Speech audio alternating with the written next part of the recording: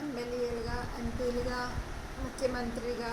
ముఖ్యమంత్రులుగా, అలాగే ప్రధానమంత్రిగా గెలిచిన అందరికీ శుభాభివందనలు, శుభాకాంక్షలు. అలాగే ప్రతిదానికి ప్రథమ బహుమతి, ద్వితీయ బహుమతి, తృతీయ బహుమతి ఉన్నట్టే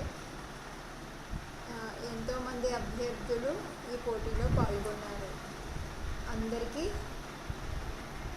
అందరి ప్రయత్నానికి ప్రజలకి సేవ చేయాలి అనే తత్వం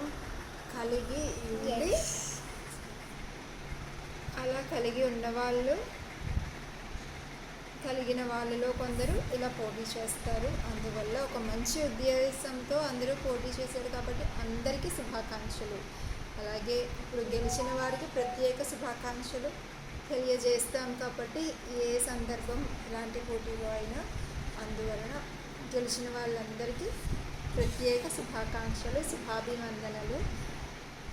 అందరం కలిసి ఒక మంచి సమాజాన్ని అందరికీ ఉపయోగకరంగా ఉండేలాగా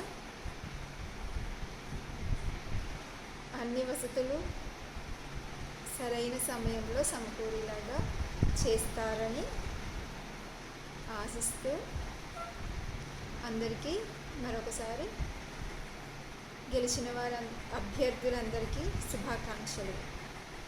అందరికీ నమస్కారాలు.